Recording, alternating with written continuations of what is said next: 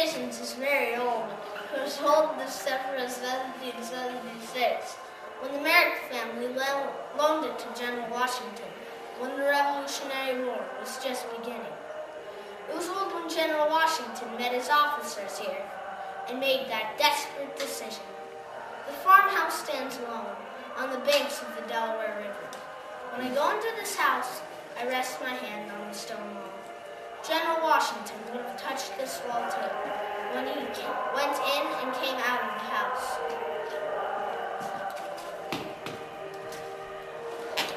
December 8th.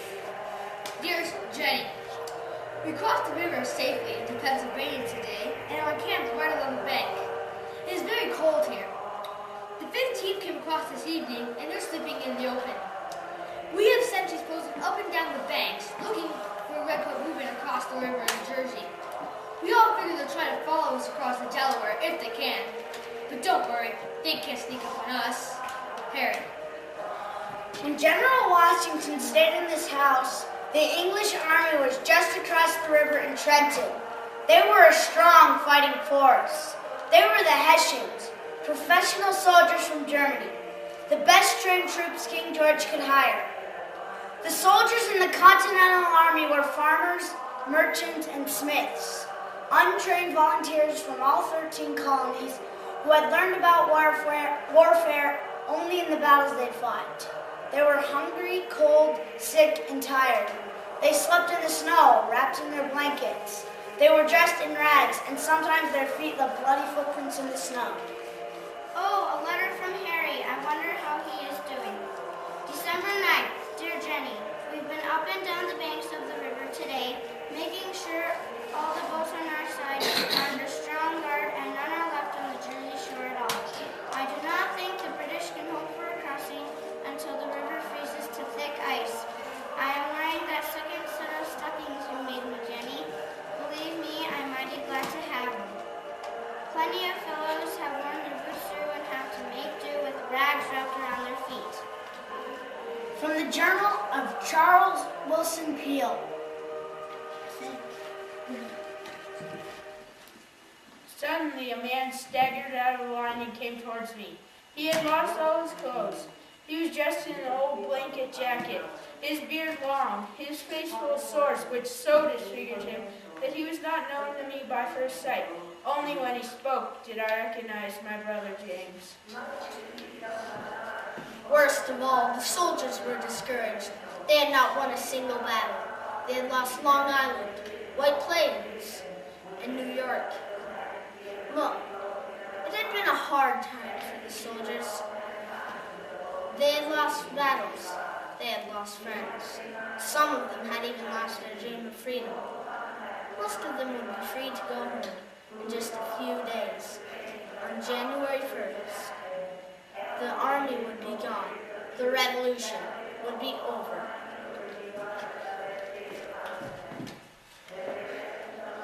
I have to say, I'm mighty sick of this war, but I still believe in our cause, Jenny. I always will. But we did nothing but retreat.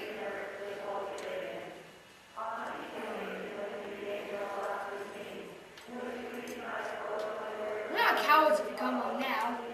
No traitors neither. We know we're doing right. But what's the use of fighting if you never win? Maybe Paul was right, and this was all foolishness. Most of the fellows say they'll be going home on January 1st while enlistments are up. I guess I'll be coming with them.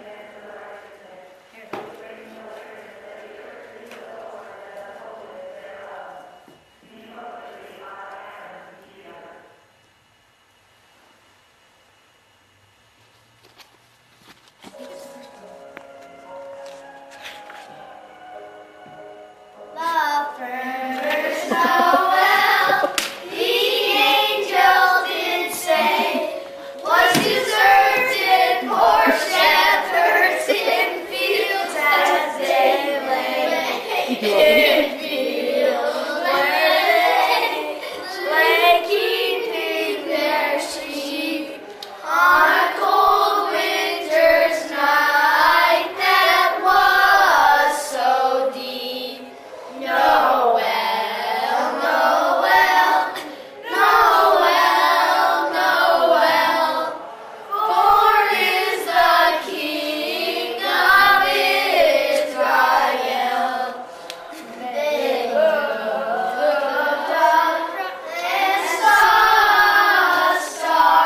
I took the CD out.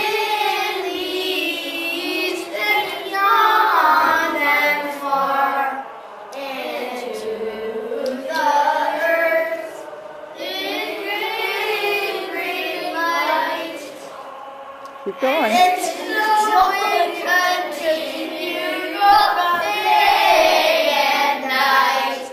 Noel, Noel, Noel, Noel. Born is the King of Israel.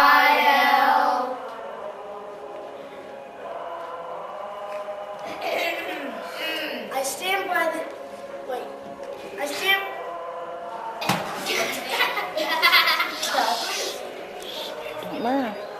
I stand by the general's desk where he wrote his letters, and I try to imagine it. No United States, no Revolutionary War, no United States of America. Where would I be living now if General Washington had failed? What would my life be like? Governor Jonathan Trumbull, it cannot be expected that men worn out with a fatiguing campaign and in need of even the most necessary clothing at the most inclement season of the year can or will stay beyond their engagement. When I reflect upon what our situation will be in 10 days from this time, I am almost led to despair. That December, there were 3 full Hessian regiments in Trenton, and there were many more British troops in towns nearby. The British troops were well fed and rested and warm. The 2,400 American soldiers that were strong and healthy enough to fight were hungry, cold, sick, tired, and discouraged. What could General Washington do? He decided to attack. It was a desperate thing to do. In a letter to John Augustine Washington. In a word, my dear sir, if every nerve is not strained to recruit a new army with all possible expedition, I think the game is pretty near up.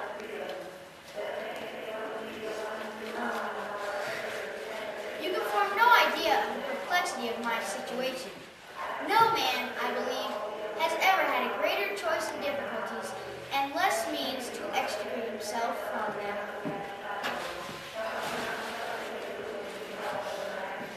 General Washington knew that at home the Hessians always celebrated Christmas with a big party. They would probably do the same thing in America.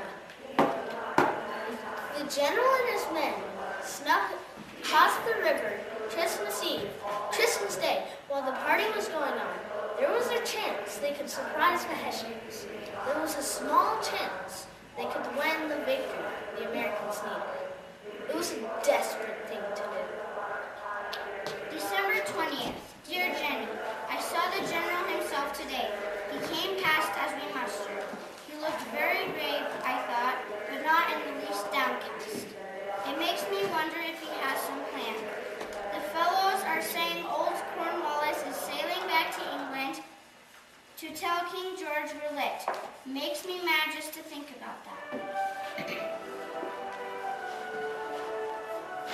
Cornwallis is going to England today to tell the king that the rebellion is about over. From what I see, I'm quite certain Washington's going to make some movement soon. He keeps his own counsel, but is very much determined. On the evening of December 24th, Washington held his council of war here, in this old stone farmhouse. I stand in the doorway and imagine that meeting. The army was divided into 3 groups. They would cross the river and attack Trenton from different directions. They planned to march through the night and attack Trenton before dawn on the 26th. Colonel Rahl, the Hessian commander in Trenton, despised the Americans. He did not expect any battle. He would be very surprised to see General Washington and his troops. Perhaps that surprise would help win the battle. It was a desperate thing to do.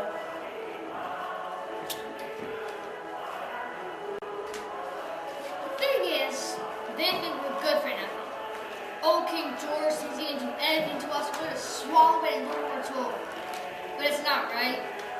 Pa says there's not to be done about it, but I can't believe that. We are free men and women here. We have to keep our liberty. Those Hessian troops are mighty tough, though. They despise us. I leave the house of decisions and walk down the road where McConkey's ferry used to be. I imagine General Washington walking tall beside me. Perhaps he had a patch on his boot as he stepped through the snow. Perhaps his hands were cold in the winter's night. I wonder what he thought as he walked down the river. I wonder what those cold, hungry men who followed him thought. Were they discouraged, or were they determined? Would they go home in 8 days on the 1st of January and call the revolution over?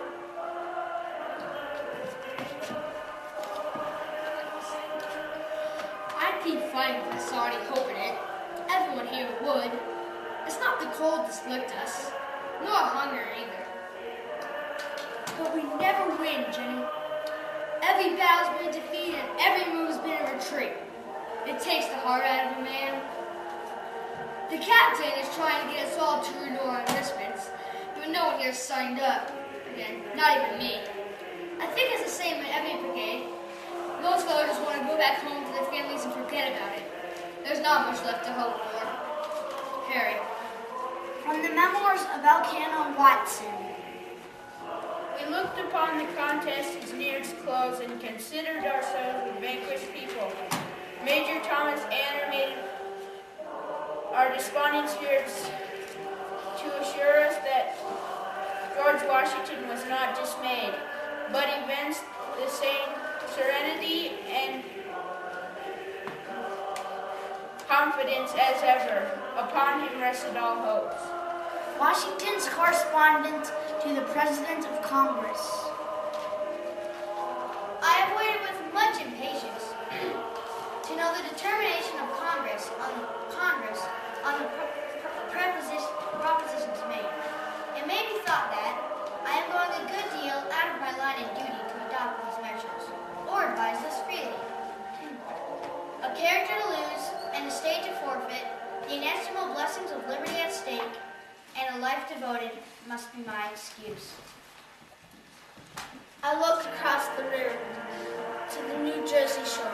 It's a long way away, but I can see the shoreline now, but it's a long way away.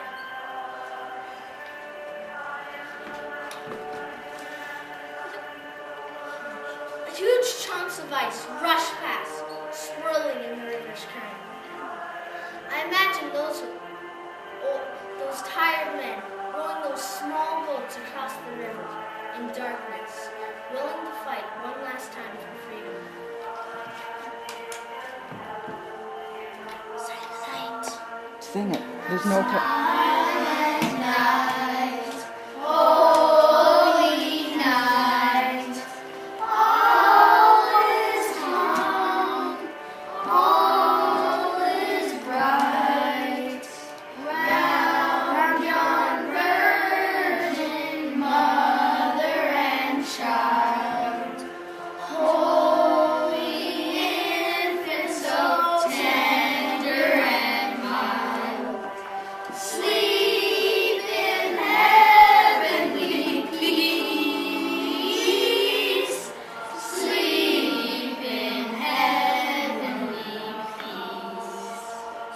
Silent night, holy night, Son of God, love's pure light, radiant beam of thy holy face, with the dawn of redeeming grace.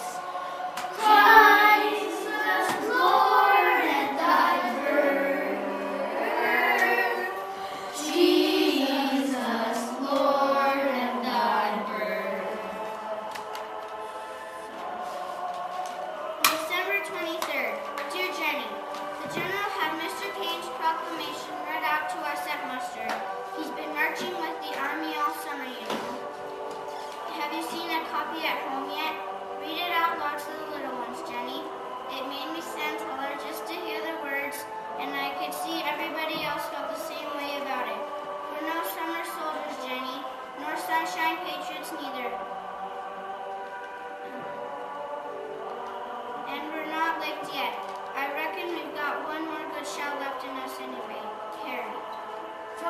Hurricane Crisis by Thomas Paine. These are the times that try men's souls. The summer soldiers and the sunshine patriots who will, in this crisis, shrink away from the service of their country. But the man who stands it now deserves the love and thanks of both man and woman. Tyranny, like hell, is not easily conquered. But we have this consolation with us, that the heart of the conflict, the more glorious the victory. Up and help us, lay a shoulder to the wheel, for he that's heart does not feel now is dead. I tried to imagine what it would be like to be that brave. Could I march barefoot in the snow? Could I cross an ice-filled river in the dark?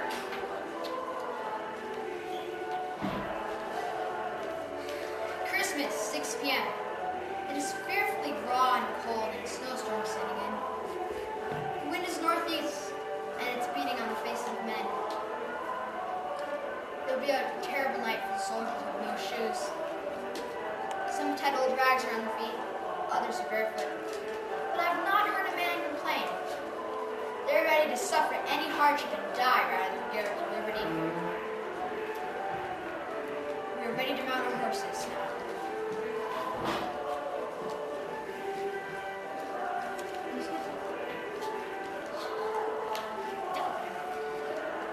Christmas. Dear Jenny, when we turned out for muster today, we didn't go back to quarters, but kept on marching down the bank. The dark is drawing in fast and the wind is awful cold. The captain and the other officers have put bits of white paper in their hats so we can make them out even in the gloom. It's the men from Marblehead handling the boats. They're a wonder, Jenny. I don't know how they get them across, with the current running so fast and those big chunks of ice being carried along. The snow is settling in. I'm mighty glad of those extra socks tonight, Jenny. I'm thinking of the way you look. With your head bent over the knitting needles and the firelight shining on your hair. I'll write another line as soon as I get the chance. General Washington was one of the first men on the Jersey shore. His officers thought he should go inside and stand by a warm fire. But he refused. Instead, he found an old, empty beehive and sat in it all night, watching his army cross the river.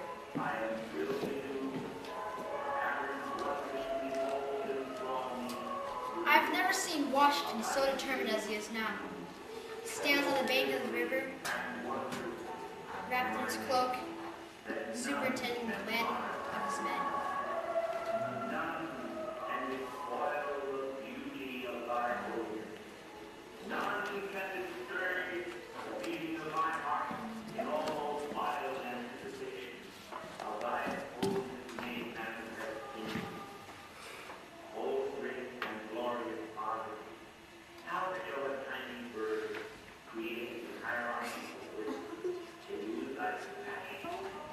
He is calm and collected. Oh, he is calm and collected, but very determined. The snowstorm is turning into sleet. It cuts like a knife. We are ready to mount our horses now. The general himself stood on the bank to watch us as we came ashore. I saluted him when our boys marched past, and I'll swear he nodded to me. It's very dark, and the sleet is cutting. But he's been there all night. We're taking our lead from him and setting off quiet and determined toward Trenton. We'll show them a thing or two. Come morning, Jenny. That December, everyone tried to be as quiet as possible. The men whispered the password of the day when they met in the darkness. Victory or death. I wonder how they felt when they marched down that road in the darkness, carrying guns that might not even shoot. Their faces lashed by the wind and the sleet. Were they frightened? Did they want to turn back? was such a desperate thing to do. We've got a boy marching with us now who fell behind his troop. I think the cold must have numbed him, for he was leaning against a tree when Tom and I spotted him, and he could hardly move. We've made him get up and walk along, and we're keeping him between us so he can't sit down again. A fellow could freeze on the side of the road on a night like this. Harry. Memoirs of Private Greenwood, age 16. As we had been in the storm all night, we were not only wet through and through ourselves, but our guns and powder were wet also, so that I do not believe one would go off, and there were none that were fired by our party.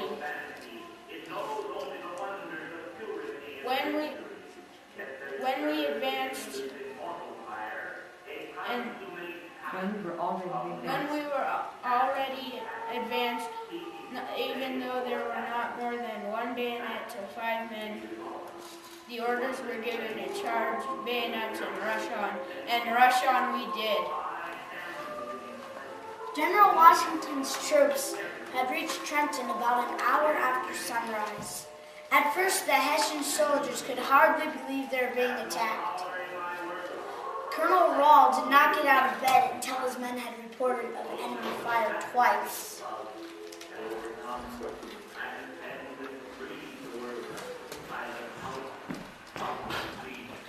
The sounds of gunfire and the guards' shouts, defiant grouse, rang through the town. Rahl was too late to get his men into battle formation, so the American soldiers pushed the Hessians back through town. How excited they must have been. December 27th. Jenny, love, you've never seen such a fight. It was full dawn when we reached Trenton, but the enemy never even saw us. We rushed into the town with a shout, and everywhere they fell back before us. Some of the citizens had managed to hide their muskets and came out to join us, so our forces grew bigger as we went through the town. I even saw one woman firing a musket from her window. We had captured a passel of their men, and what the general will do with them, I don't know. And not one of our fellows was killed. There's never been a victory like this, Jenny. Never. You should see the faces of our men. We were all laughing and singing and slapping each other on the back. We haven't felt like this since spring. It's victory, Jenny. Harry. Washington is back with the enemy. He's passed upon the Hessians like an eagle upon a hen.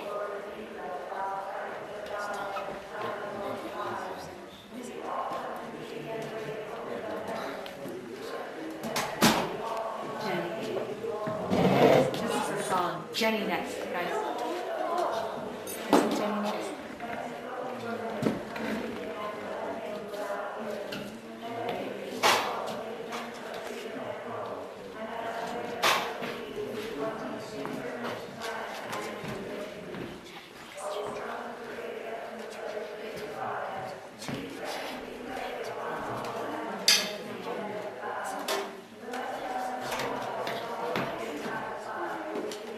I wonder if they should just march during the chorus and not the whole thing. The words are hard enough to get.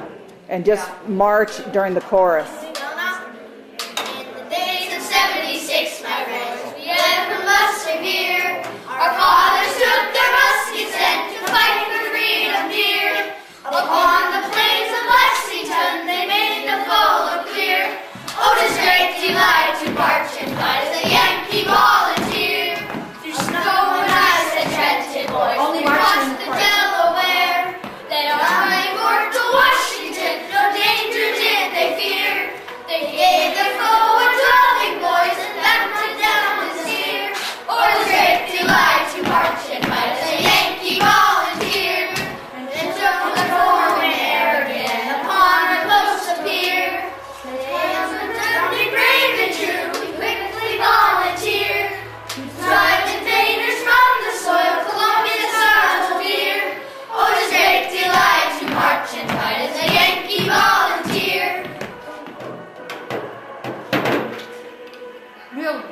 You're allowed big.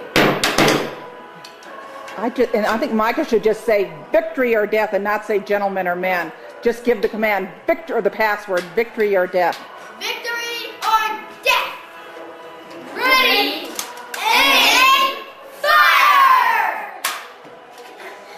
It's so cheesy. Okay. Okay, wait, guys, back. Oh, that was good. You just like. You go back the same way you came up. Oh wait, didn't we have to? That's the division. Go down now. And anyway.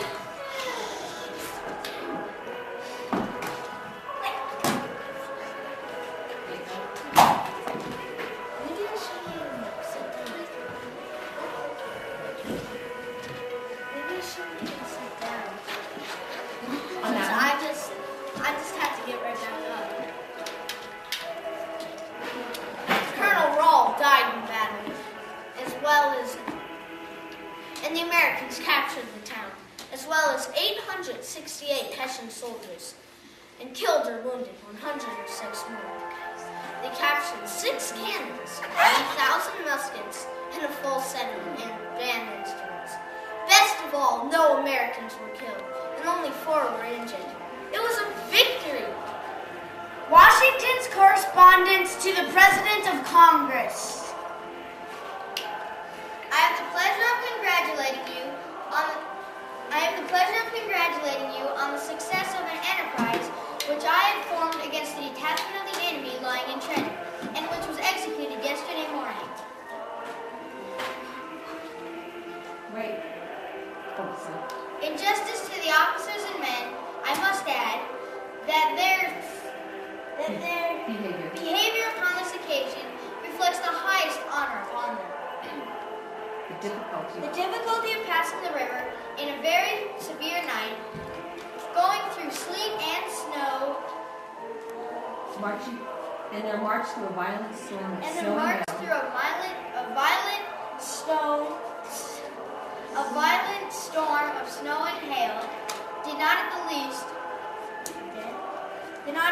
abate their ardor. But when they came to the charge, each seemed to vie with the other in pressing forward. Don't swallow the mustard. But for all the jubilation, most of the men prepared to go home after the battle. The term of enlistment would be up on January 1st. Not even the offer of a $10 bounty could convince them to stay any longer. In the last days of December, the troops were paraded. The officers had made speech after speech, asking them to fight a little longer. My brave fellows, you have done all that I have asked you to do, and more than could be reasonably expected. But your country is at stake. Your houses, your wives, and all that you hold dear. I think everyone should be looking at Washington when he's giving this speech. You have worn yourselves out with fatigue. You have worn yourselves out with fatigues and hardships, but we know not how to spare you. If you will consent to stay only 1 month longer, you will do this You will render that service. You will render that service to the cause of liberty, which you may never be able to do under any other circumstances. The present is emphatically The present is emphatically in crisis, which is to decide our destiny. The present is emphatically the crisis. When the officers called them to re-enlist, the soldiers stepped forward, not 1 or 2, but hundreds, thousands. Some regiments gave 3 cheers. The army was standing. I shiver when I think about that. After a summer retreat, they had won a battle and stayed. The revolution wasn't over at all. In fact, it had just begun. Dearest Harry. Dearest Tim. December 30th. Dearest Jenny, Tom and I have talked it over and decided that when General Washington asks us tomorrow, we'll be staying only a bit longer. I know last spring I told you we'd have a quick war and be free by Christmas. But I see now that's not the way it's going to be. But we can win, Jenny. We've just proved it. If we can win a battle like this one, we can win our freedom too. Love, Harry. Washington to the officer commanding at Morristown. I have the pleasure to acquaint you that the continent... That? Wait till you fully stop before you say, okay? I have the pleasure to acquaint you that the Continental Regiments of the Eastern Government have, to a man, agreed to stay for 6 weeks beyond the term of enlistment, which was to have expired the last day of this month. Colonel Rawl had this to say about the Americans. It is impossible to beat the notion of liberty out of these people. It is rooted in them from childhood.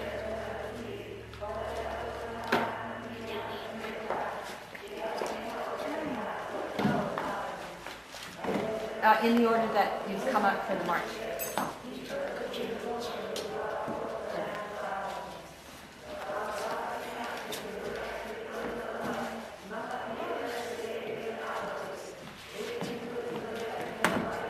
There's no take, so we're singing a cappella here. Joy to the world. Oh, wait. Bow. Oh, yeah, we got to bow. And then when they stop clapping, I go, will you please join us and sing Joy to the World? Joy to the world, the Lord has come. Let earth receive her King. Let every heart prepare and move. And heaven and nature sing. And heaven and nature sing. And heaven and nature sing. Joy to the world, the Savior reigns. Let earthly songs employ, fields and floods, rocks, hills and plains. Repeat the sounding joy, repeat the sounding joy, repeat, repeat the sounding joy. He rules the world with truth and grace, and makes the nations prove the glories of his eyes, and wonders of his love, and wonders of his love, and wonders of his love, and wonders and wonders of his love. We lost the line. Very good.